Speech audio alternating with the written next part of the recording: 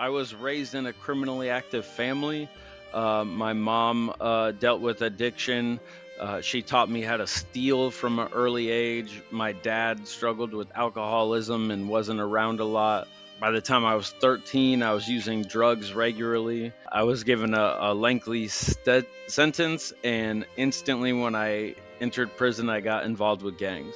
You cannot judge somebody by the last bad thing that they've done. No one is the last bad thing that they've done.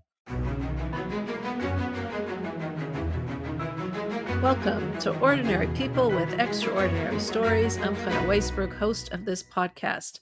Joining me today, we have two incredible guests. We have Rabbi Avram Yitzchak Pearlstein, who is a chaplain at the Oregon State Penitentiary and a director of Chabad Jewish Center of Salem, Oregon. And we also have Cameron Hayes, who is a former white supremacist who is now an anti-racist advocate. Thank you so much for joining us, both of you. I know you have an incredible story of how you both met and where you both are today and what you're doing. So let's start let's start this interview with each of you talking a little about yourselves and what has brought you here today. So Rabbi Pearlstein, let us know a little about what you're doing. What I'm doing or where I came from? A Both. little bit of both. I grew up in Chicago to a typical Chabad family. My parents are both involved in the education there. My father was a principal of the day school I went to. My mother's a principal of the girls' day school that I went to. That is so funny because I didn't make the connection until this moment. Yeah.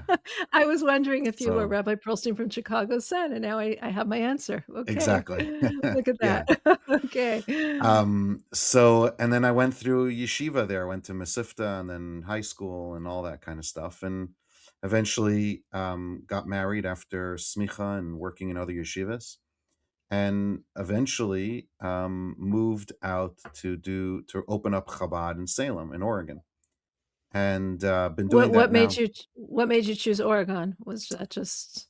Well, I mean, the transition was we were working for Chabad in Bayside, Wisconsin at the time, and we wanted to very much open up our own location. And really, at that time, it's every time you're ready to open up a new Chabad house, it's about what's available. So Oregon at that time was looking to open up 3 Chabad houses. Hillsboro, which is a suburb outside of Portland, Salem, which is about it's its own city, own shetach, own area, about an hour south of Portland, and then Bend, which is like up in the hills in the mountains, 2.5 hours, 3 hours away from Portland. So Salem was the one that we ended up choosing, landing on, and moving there. Mm-hmm. So you started opening a Chabad, just a regular Chabad house. I mean, not regular, but a Chabad house. Right. And then how did you become involved in chaplaincy?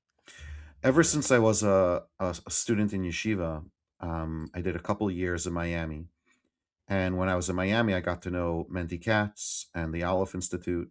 And he, even at when I was at a young age, pulled me into doing work in the prisons. And I was always fascinated by it. Have a heart for those that are incarcerated. So when I moved to Oregon, one of the first things I did, especially because Salem is the capital, and at the time we had 4 prisons in Salem that were active, and it's not far from many others. I volunteered almost immediately as soon as I came, volunteered for the Jewish inmates and the Jewish prisoners that were there. Wow. I mean, you must have had a lot on your shoulders just running a Chabad house in Oregon, and you found the time to just volunteer for the inmates because this was a passion of yours. What drew you? Like why was it this passion? Why, since you were young, did you always feel connected to? Yeah. I think that there's a couple things. First of all, there's a fascination with what goes on behind the bars.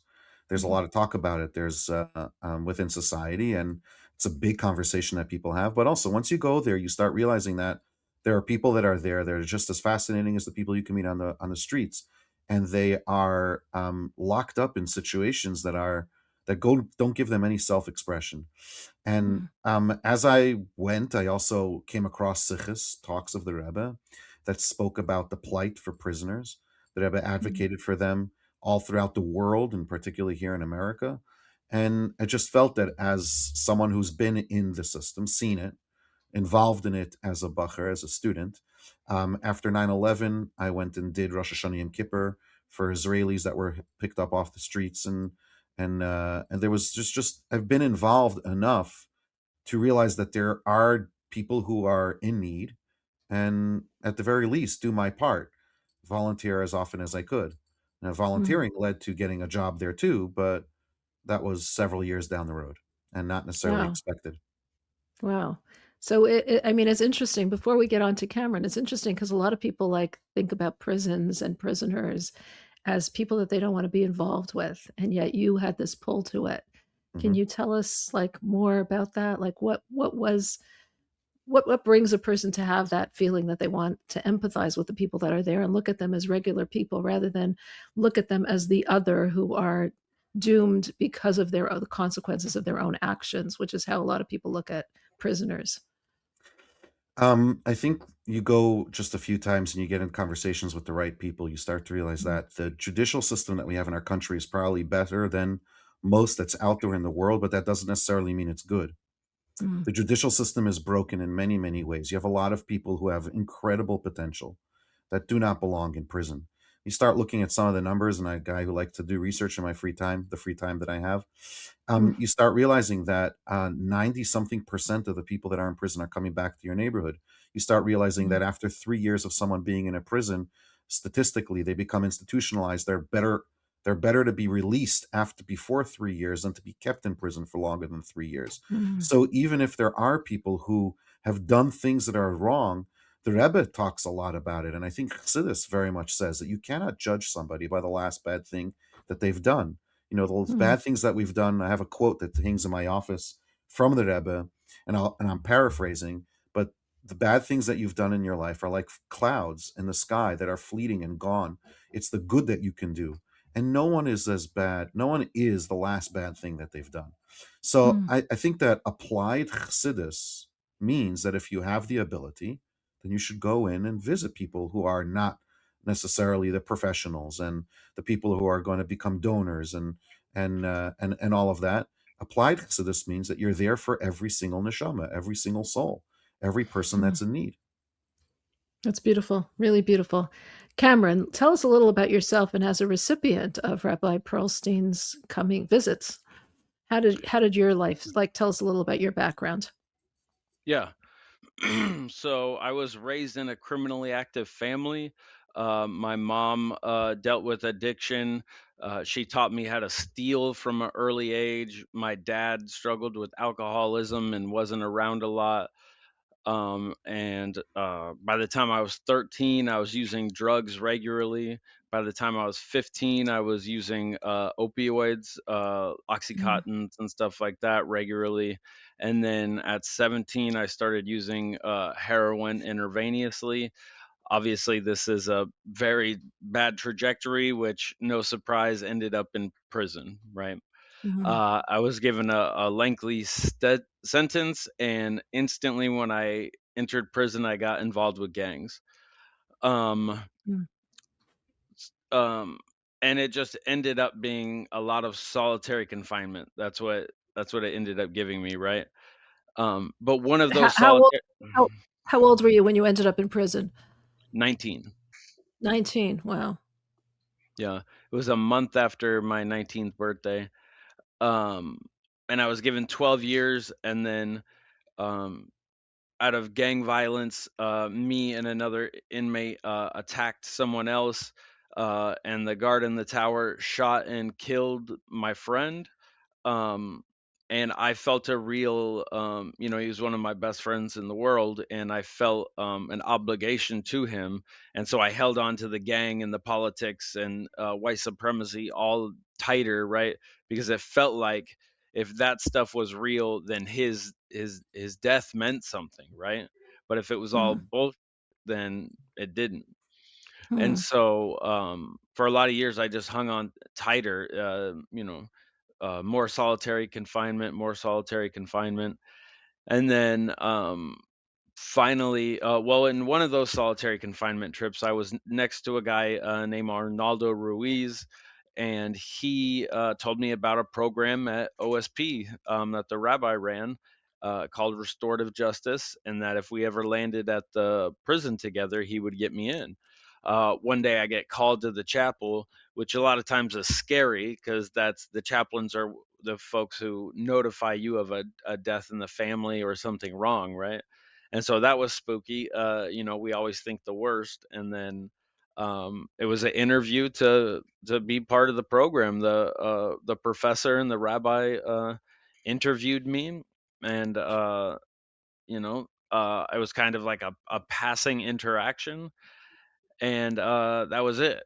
So I became vaguely acquainted with the restorative justice community, and then really the first time I actually had a real interaction with the rabbi was I was at an Azatru service, which is um, officially a pagan Northern European religion, um, but in practice is a way for white supremacists to congregate and um, do a lot of racial performance, right? Like they instead of Sieg Heil, they yell Hail Victory, right? And like just Mm. spin everything to make it um, different So but the same.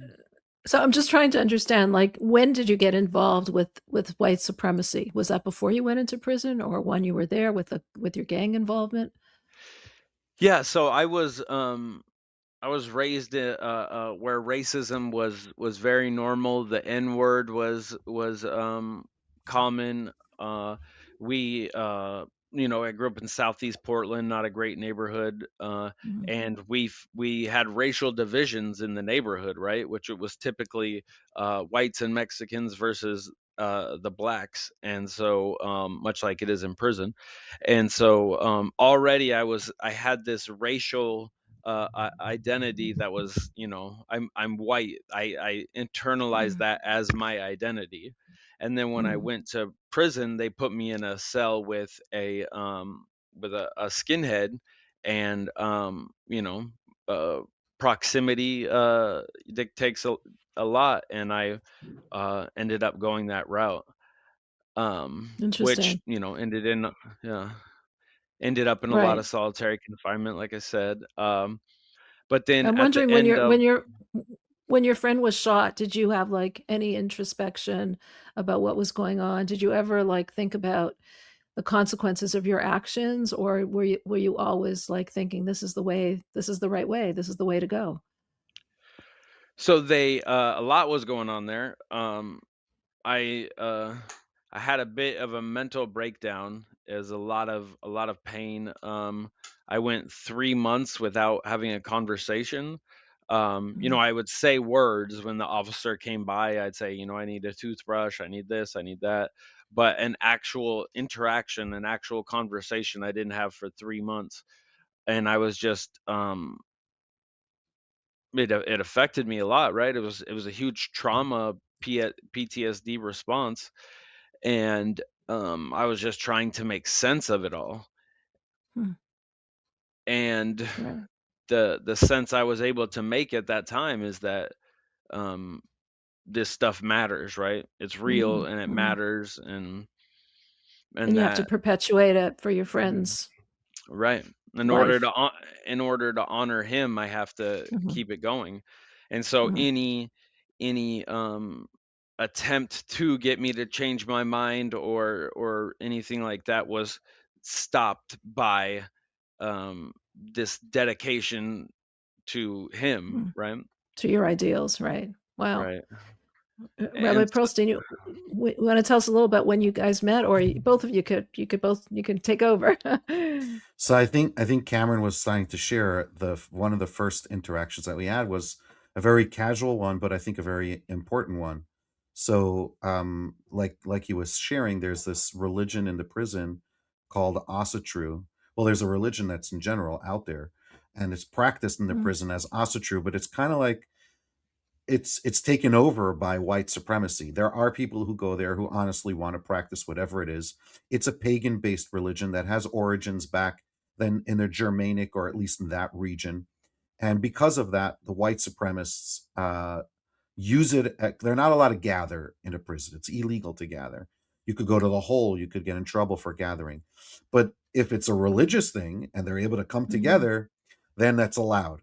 So mm, I think Cameron pick up from there. So he was going out to they do a once a month outdoor service, and the once a Right. month outdoor service, because we as chaplains know that it has a tendency to attract white supremacists, they're mm, not allowed to do their service without an outside volunteer and a chaplain in the presence. That doesn't mean that we don't, God forbid, participate.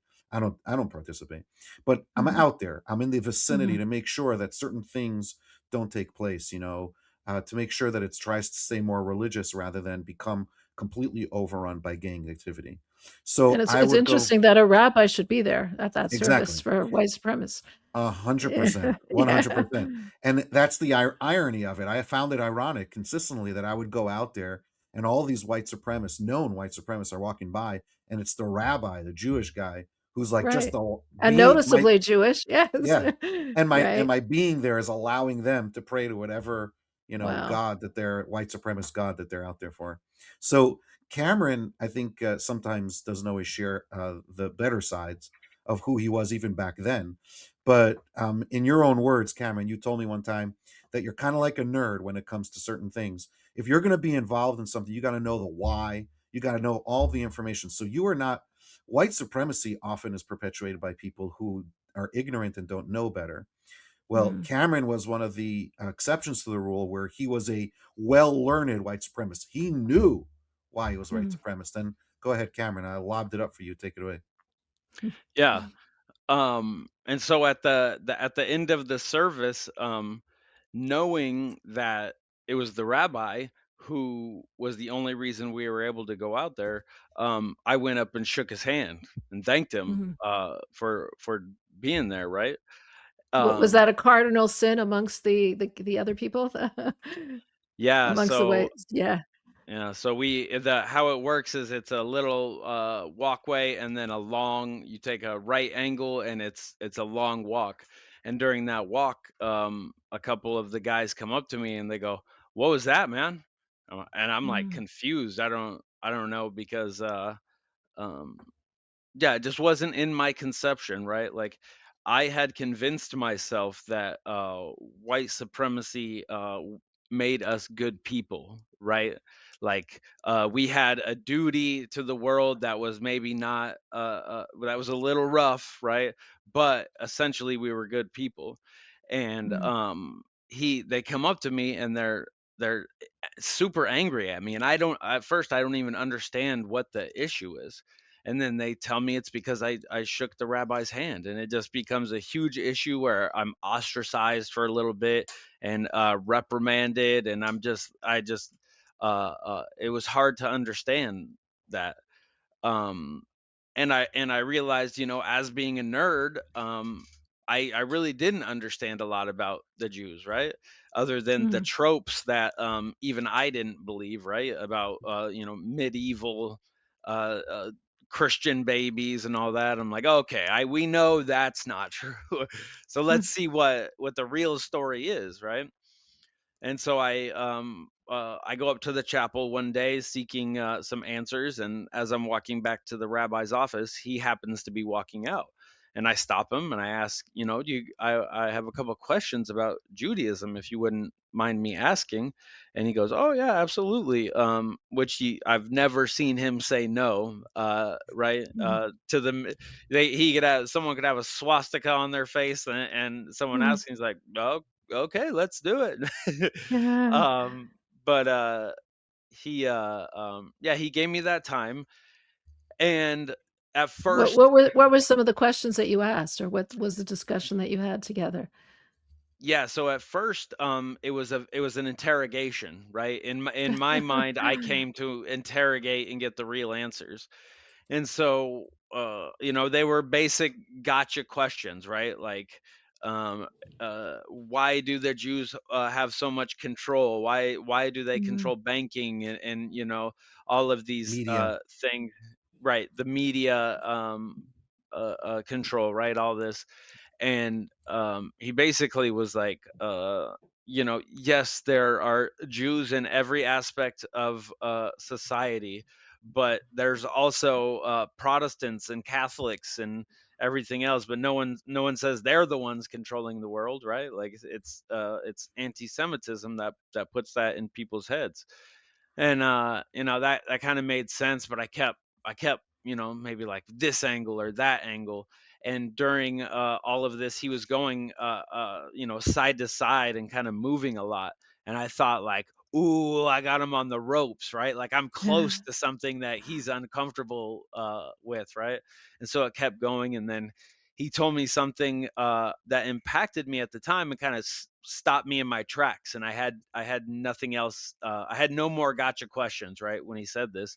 And he told me about a concept called tikkun olam, which Mm. healing the world. And it just really impacted me, right? That idea of a purpose much greater than you, right? Of the world being something to heal. And it stuck with me, and that was pretty much the end of my interrogation. And I admitted defeat. He had won that round. And then at So the what was it about healing the world that, like, so got you or so impacted you? Yeah, so I do need to say, this is funny, that he was moving around a lot. And then at the end of the interview, he says, "Okay, thank you. I have to go to the bathroom now." And I realized I had stopped him on his way to the bathroom, and Oh, yet he wow. still he still stayed Still in. gave you the in tame. Wow. right, yeah. But what was it about Tikkun Olam? And honestly, I don't know why at that time, because now I realize now I didn't truly understand it.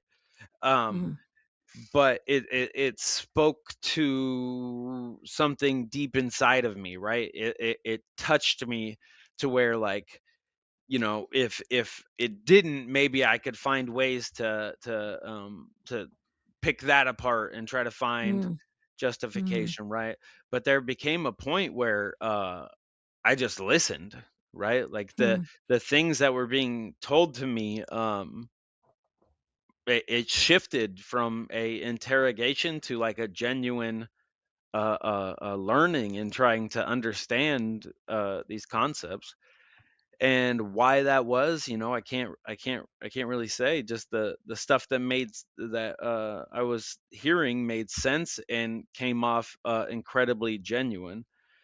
mm, And even in anti-Semitic circles, right, you don't get the feeling of genuineness. You get the feeling of mm. spinning little facts to fit your agenda and stuff like that. And so to hear this just very genuine, open discussion impacted me. Hmm. Can I Wow. interject a little? Of course. So, in our conversations, I think there is something, Cameron, that you've shared before, but it's behind the scene there. One of the reasons why eventually even you ended up I and we ended up talking about the Rebbe and Hasidism was that you did have white supremacy does have this idea that Jews are insular. All they care about is themselves. They're constantly mooching off of a bigger system and taking for themselves and not sharing with the rest of the world. They don't care about anybody else. They only care about themselves. Jews are selfish. Jews are egotistical, and we gotta make sure to pull the power away from them. In there's this is am I incorrect, Cameron? This is No, very, a right. Go ahead. yeah, just a very common central theme. So to hear that there's this idea that the Jews actually think about a much larger picture, what we're doing is to make the world the dwelling place for Hashem, to bring God into the world, to which is again the Hasidic understanding of Tikkun Olam, which even Cameron can explain, and I don't have to be the one doing that. Is something that absolutely stopped him in his tracks because it's counter to the talking points and the belief that's pushed in white supremacy. How so? How is that? How did you see that? Like, what is the Hasidic approach to Tikkun Olam that you were so attracted to, Cameron?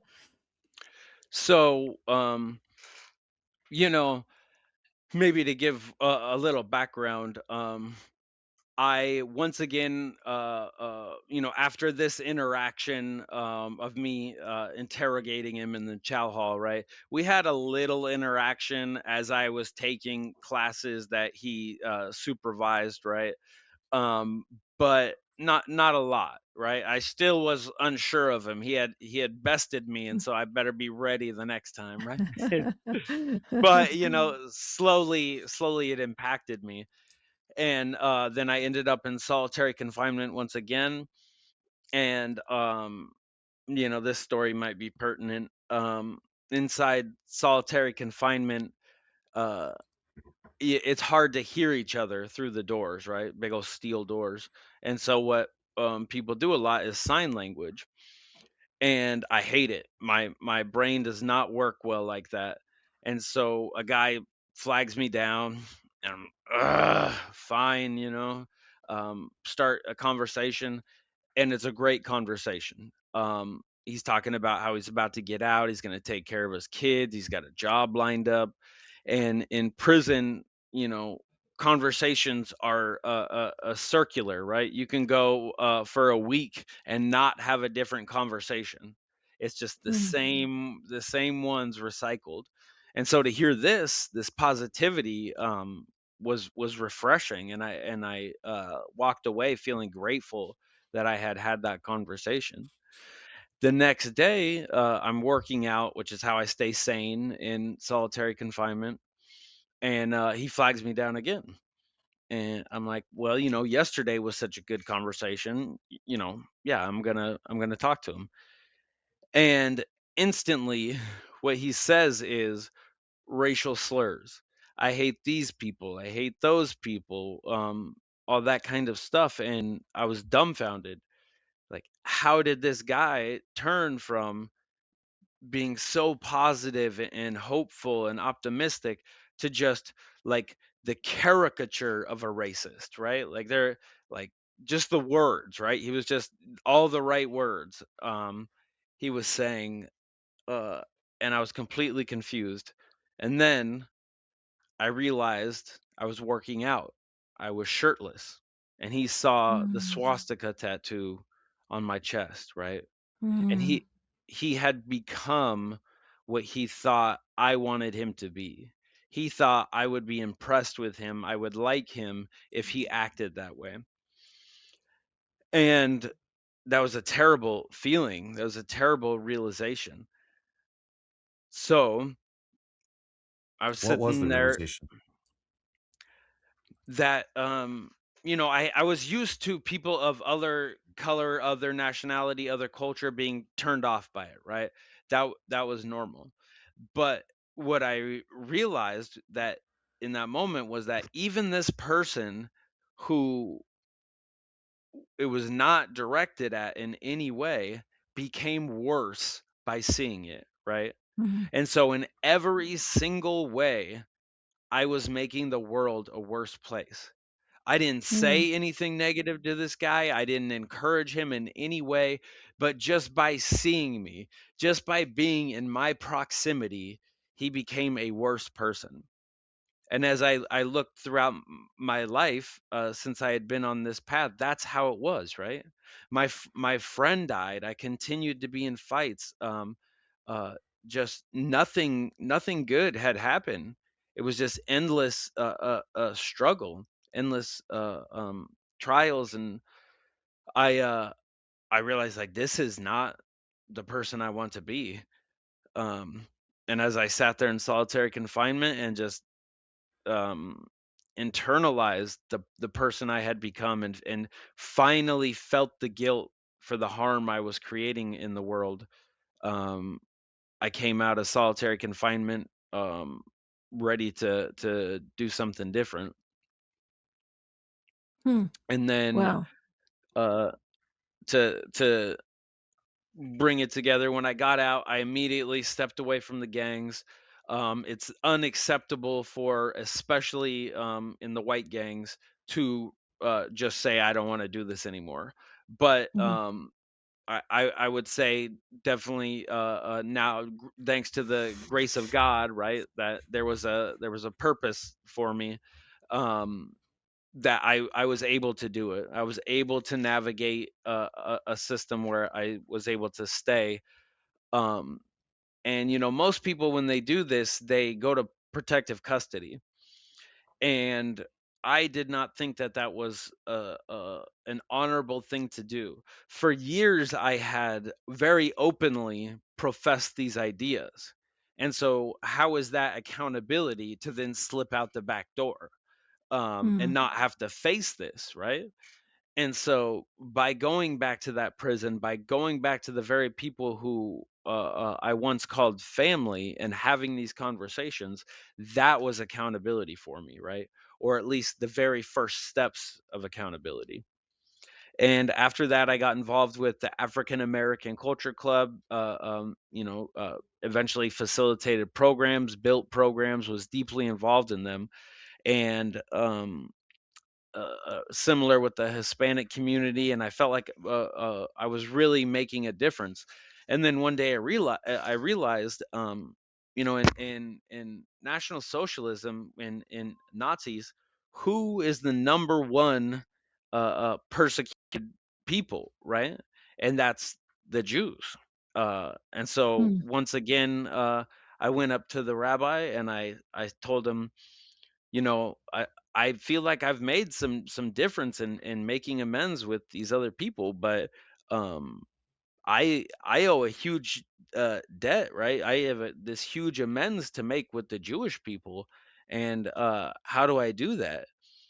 uh I was hoping for a quick fix. Maybe he tell me, like, pat me on the back and tell me it's all right. That is not what happened. Mhm. He What told wh- me, what he did he he say? told that amends is a long process, right? And that it's not something that can occur overnight, but in time, you can make a dent in it, right? And that was the first time he gave me homework, but far from the last. um uh What did you tell him, Rabbi Pearlstein? What did you tell him to read? I don't remember the first book, but it was something about Jews in America or something of that nature. It was really to, start getting to know who the Jewish people are.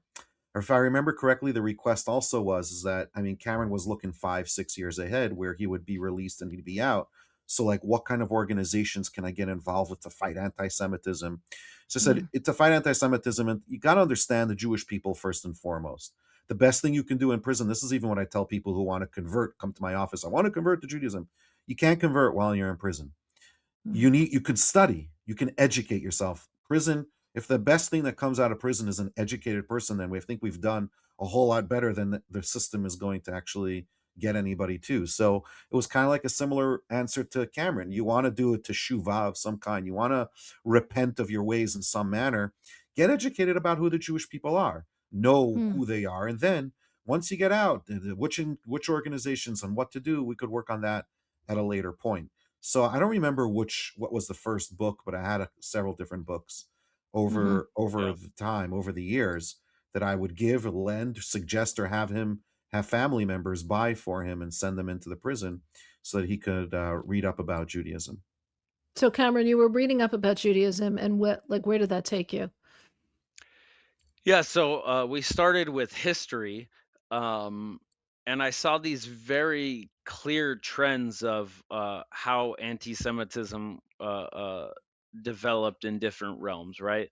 Like, although it's very basic, this happened, and this happened, and this happened. It's, you see connections, like, oh, this happened because of that, right? Mm. And what I saw was a people who were um, uh, had been made strong through millennia of persecution. Now, because of that strength, we're finding success. Mm. And Europeans, Anglo Americans, were jealous, right? They said, how did they do that? How did they do that? And so accusations came out, right? And constantly this never ending persecution just followed, and it was focused on success. Honestly, it was focused on jealousy, and it was interesting to see that trend just, nonstop through history. This is a well respected historic book that never once said anything about anti-Semitism, but I could see Hmm. it, right? Because I was seeking to learn the Jewish experience and the Jewish history. That's what I was looking for, and that's what I saw. Um, and then You mentioned you mentioned before a restorative project. Can you tell us a little about that? yeah, so I was initially introduced to restorative justice. Restorative justice is a philosophy that recognizes a harm. For one, amends must be made for harm, and for two, for every harm, it affects much more than just what we would call the victim, right? It affects the community. An often analogy is when you drop a rock in a body of water, those ripples, they don't just go Mhm. straight to you. They go everywhere, and so in order to make amends is this huge process. And the it's often put out as a alternative to the traditional criminal justice system, because the traditional criminal justice system says you committed a crime against the state, and then you will go to prison for this long. And nowhere in that is true accountability. Nowhere in that is amends. Mhm. Nowhere in that is the victim, their voice being heard and their needs happening. And so restorative justice is put as, this is the way to deal with harm. Hmm. And so that's the basis of it. And then as men in OSP, how we practice RJ was, okay, we know we made amends. We're not capable of meeting with our victims due to DOC rules. Um, so how do we begin that process? How do we begin making amends? How do we better ourselves? And that took a lot of different forms, from book studies to writing workshops, political science classes, philosophy classes, and yeah, so that's what became. And Rabbi Pearlstein was the one who supervised this, who made this all happen, who saw value in men trying to become better. And it was in this, when I got truly involved in this restorative justice program, that's also when I was having these conversations with the rabbi, right? And so many Mhm. of these things connected and really filled my soul with value, and felt like, okay, I'm on the right path here. Hmm. So that's fascinating. Rabbi Pearlstein, as a Chabad shliach of the Rebbe, how do you see this as part of your mission?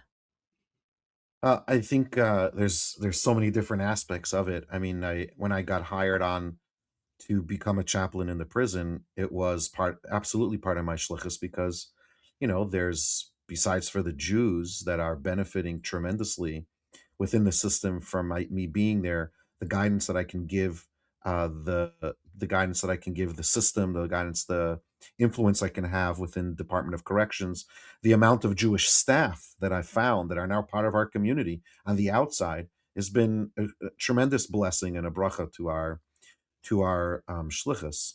But I think also, I mean, the Rebbe spends so much time talking about prison, and people don't always realize it. How it is an exile within an exile, and people are not meant to be put into boxes for too long, because a person has to be, every human being has to be productive. We have to create, we Mhm. have to be creators and partners with God in creation, and prison does the exact opposite to that. So when I was able to come in as a chaplain, one, and then found these programs as restorative justice, there's some great writers. There's Howard Zehr quotes the Torah again and again and again as the one of the establishments for restorative justice principles. But so much of it is an expression of who I am, Yeah. both as a Jew and as a Chabad rabbi. The acceptance of another person, seeing the good inside of them, deeper inside of them, seeing and pulling that out, sense of community, and showing and people having respect for each other and being able to be accountable to each other. That's kind of like the model that I can bring as a shliach, as a rabbi, as a Jew to the prison, and create some kind of a sense of community there for the inmates within themselves. Like Cameron was saying, there's so much about restorative justice is focused on the victims. The victims are not coming in. And a lot of them are not allowed to even be in touch with their victims because of the way the judicial system is. But when they walk the prison and get involved in gangs and get involved in the politics of what prison is, they're creating new victims and they're creating Mm, more harm. So how do we get out of that mindset within the community that is the prison itself and live mm, with a higher model, with a higher purpose, and with a higher sense of morality within that? And that's kind of like where our focus was, and that's what our restorative justice program is focused on. And we've seen tremendous results due to that. When I can interject some chassidus and some Torah teachings, even if it's not clearly but disguised as one, it's there. mm, And I think mhm, Cameron is a clear model and outcome of how he saw within the restorative justice programming and the conversations I would have one on one with him, how Judaism has been, even though I'm not out there preaching Judaism because that's not what's necessary, I'm living my life that way. People are mhm, attracted to want to know what's ticking, what is it behind you that's ticking. And I think, like, to bring some of our conversation back really to where we started, which was, you asked Cameron, what's the Hasidic explanation of Tikkun Olam? So you heard how he's been working on himself and working on himself, and that concept of Tikkun Olam sat in his mind. And then eventually, at one point, he came across in one of the books about Chassidim. And like I shared earlier, Chassidim seem to be those group of people who might still be holding on to that anti-Semitic trope that they're a secluded group. He needed to know more about them. And it just so mm, happened to be that I think I even may have had the book Rebbe on my desk, or, I mm. said, why don't you read this book, right, Cameron? Yeah. And then that book itself has become a tremendous inspiration in his life. And as well as introduced him to the idea of Tikkun Olam from a more Hasidic perspective, which I think, again, it's your interview, so go ahead and ask the questions. But I think we could bring it back to that, and Cameron could explain Well, where. I was just gonna Yeah. say, yeah, what Cameron, what from the Rebbe's teachings, I know you've had a lot of conversations with Rabbi Pearlstein about the Rebbe, and what of the Rebbe's teachings really inspires you or makes you feel like this is something that you wanna work on? Yeah. Yeah. For a lot of the time that I was studying, I found so much beauty and so much to admire. And then one day we were talking about how during and post World War II, a lot of the Hasidic movement came to the United States. And he had a picture of a white haired rabbi in his Mm, office. And I said, well, who's that? And he goes, well, that's the Rebbe. And he talked about that then, right? And he goes, there's an amazing book by him, here it is.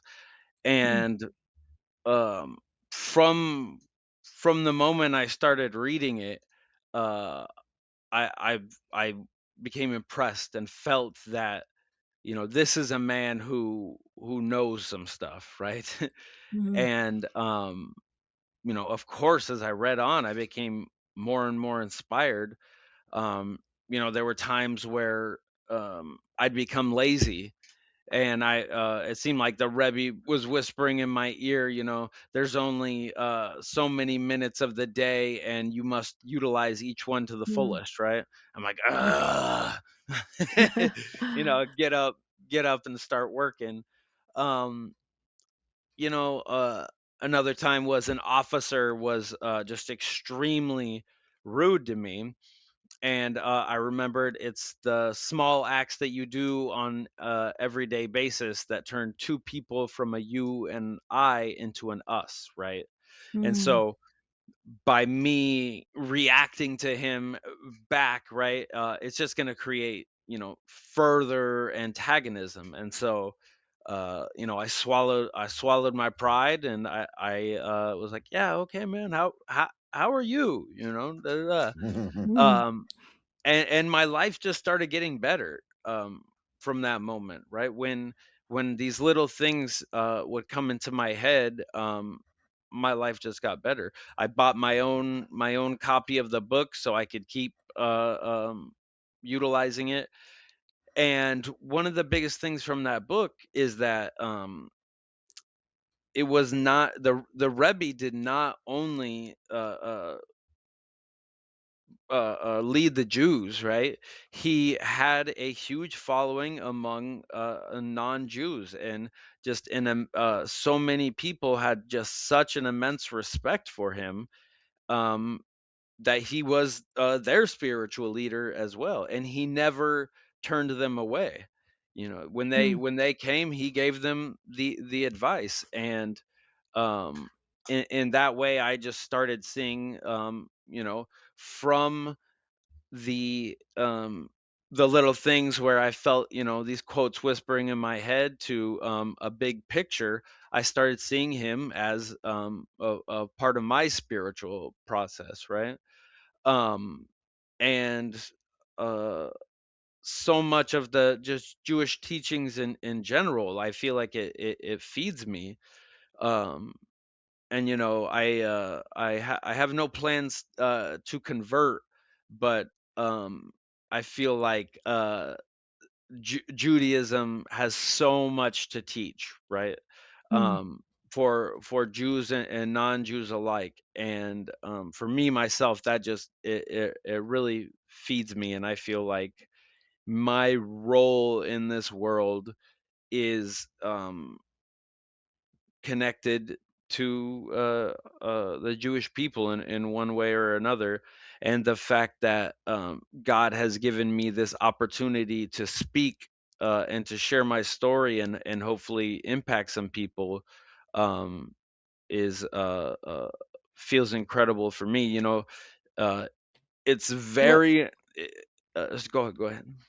what would you like people to know about your story? Like, what would you like them to take from this message? What message would you give them? Yeah. So this goes back to a story. I'm reading up on the Rebbe, and I come across this quote, and I'm just wrestling with it. It's hard to understand, not really hard to understand, but hard to incorporate into myself. And I go in his office and I go, "Hey, I need some guidance on this quote." And it's from the Rebbe, and it says, "If you see what needs to be repaired and how to repair it, then you have found a piece of the world that God has left for you to perfect." A beautiful line, Mm, right? Beautiful. mhm, Um, but there's also depth to it that I wasn't fully.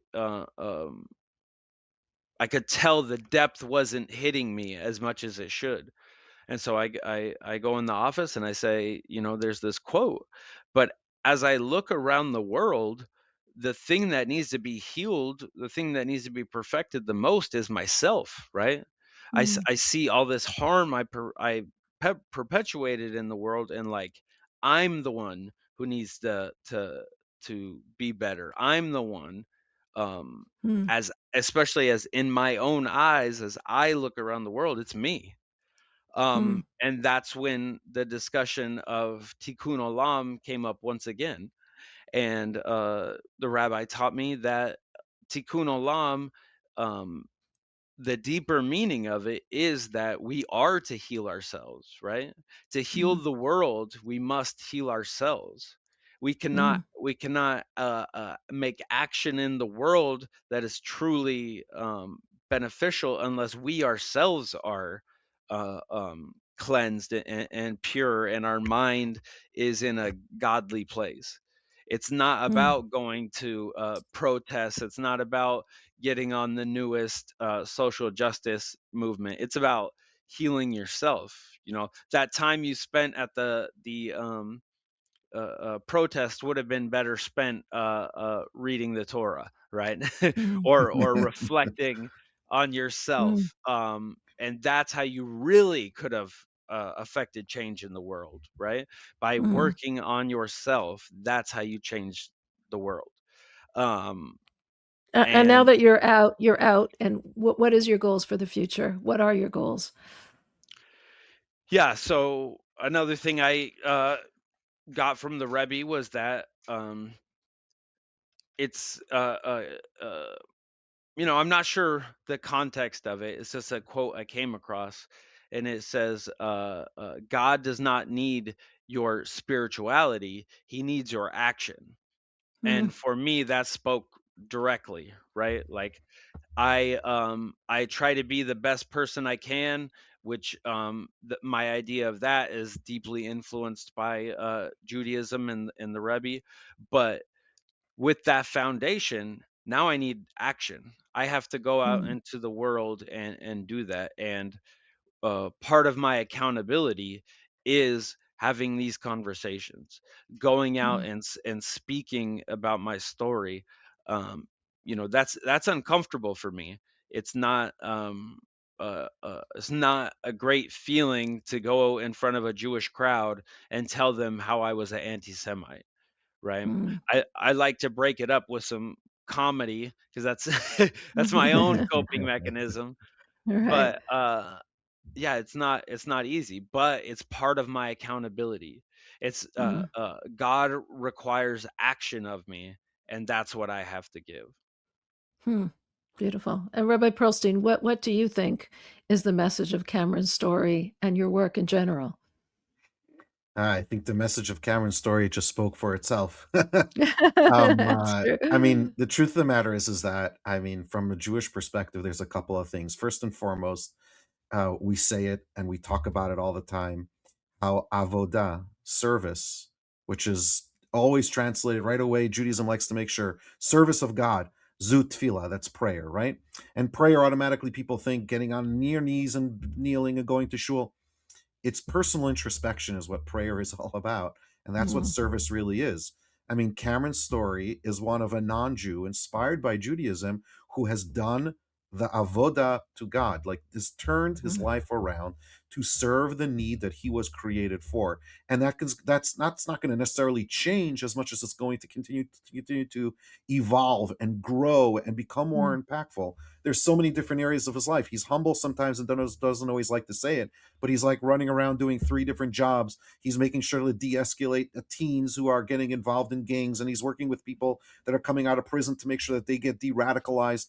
So much mm, of what he's doing is trying to make sure that people that were coming from similar backgrounds or lifestyles that he came from are not going down the same harmful path if they've gone down before, as well as he's getting up in front of Jewish communities. We want to eventually go possibly to universities and share a message of hope, of unity, of not having to get into violence and divisiveness to live a meaningful, purposeful life. So I think that's a lot of what we share. But I think from a Hasidus standpoint, so much of what my story with Cameron is very much my applied Hasidus that I learned growing up and that I continue to learn every day.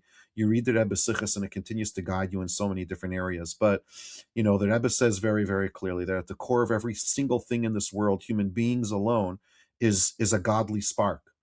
And instead of us focusing on the negative that we have with somebody else, even if it's somebody that harmed you, even if it's somebody they have every reason in the book not to face, it's our job as shluchim, as rabbis, as chassidim, followers of the Rebbe, to find the good in somebody else and bring it out of them. And when you're able mm, to do that, instead of having an other, somebody else on the other side that hates you, that doesn't like you, you could turn somebody that you perceive as an enemy into an ally for the Jewish people, an ally for good in this world, an ally for everything that stands upright in this world. And I think this story of myself and Cameron, our unlikely relationship, is a demonstration of that. it's an amazing story, really is. Cameron, when you try to de-radicalize people today, like, how does it work? How do they accept you? Yeah, so my job is part of when they come out of prison, it's a whole new world, right? Mm, And so that's when I hop in, and as they're learning this new world, I'm also doing my part to shape or reshape these racialized radical ideas. And for the most part, those are they understand them, and if at the very least understand that that's not how the world operates out here, right? The radical racism of prison is not openly accepted out here. And Mm-hmm. so I find those my minor successes, but you'd be surprised how many folks who, after having a deep conversation about the person they want to be in this world, um, become anti-racist, right? Mm-hmm. Maybe they're not willing to go and speak up about it. Maybe they're not at that point, but you know, uh, um, Well, that's like what Rabbi Pearlstein was saying about the idea of introspection and the idea of prayer, of really thinking about yourself and where you're at. I guess that gives you the meaning to really choose a better path for yourself. right. And um, I take the leadership that the rabbi has taught me, and that it's not pushy, right? Mm-hmm. It's I'm here. When we're together, we're gonna have some conversations that I think will help you. If you're open to it, I'll give you some homework, right? But you know, God brings people to you when they're ready, right? Mm-hmm. And so 100%. yeah, I do my part to try and push them along, right? But Mm-hmm. uh, at the end of the day, there's forces beyond me that are going to make that happen, and I Well, believe we that, and live. I believe that it's going to happen. It's going to happen. Well, we certainly live in a world where we need this light, the light of the two of you, the light of, there's so much anti-Semitism out there and so much lack of purpose that is out there. And we need the purpose and the meaning and the introspection and the people thinking of a greater world for our world, a greater sense of love for each other and a greater sense of purpose for all of us. And the two of you, I wish you both success in continuing your work, continuing your Thank work you. individually and together. I hope you can bring this to the universities. I hope you can bring this out there because this is what our world needs. Absolutely. Absolutely. Thank you very much. And we're ready. We're ready. We're ready Okay. to travel and share in any way, shape, or form. So thank you for giving us this opportunity. Thank you. Absolutely. Thank you Thank for you. both being here. Thank you and good luck. All right. Thank you.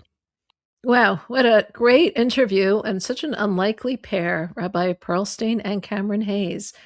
From such different backgrounds, yet the two met and the two impacted their lives. Rabbi Pearlstein definitely impacted Cameron's life and changed completely the direction. Cameron expressed so beautifully how he came from such a broken background, and that kind of pushed him into the life that he chose, the life of gangs and the life of skinheads and all that. But it was when he started thinking about the world and his purpose in the world and having meaning and was open and curious to the teachings that Rabbi Pearlstein was giving him and the homework that he gave him, it completely changed the trajectory of his life. And I was really impressed by that change and by that complete turning around, turning of directions, and how it all really comes from understanding our purpose, thinking more about our purpose, thinking about why we're here, and thinking about what we want to contribute to the world. I was touched by Cameron's story about when he was in that solitary confinement and he was doing his exercises and he had these tattoos that were all about his supremacist white supremacy on him, and how that impacted people in a negative way, and how he realized that the reactions that he was causing to people around him was so negative, and that inspired him to change because he didn't want to be the source of negativity. And I think that was just such a great moment of change, and it really brings home a message to all of us how we in our own personal lives could also be impacting people in a negative way, perhaps not with white supremacy, but through other actions that we're doing, or we could be impacting people in a positive way. And the choice is really ours in how we conduct ourselves and in the lives that we lead. And it was through Rabbi Pearlstein's acting the act, not speaking the act, but just acting the way that he did, that so much change really came about. If you enjoy watching these interviews, I hope you are subscribed to Chabad.org/extraordinary. You can find us as well on YouTube and on all podcast platforms. Thank you so much for watching. I wonder what was your reaction to the story of Cameron and Rabbi Pearlstein, and what would you say to both of them? Thank you for watching and being part of this extraordinary community.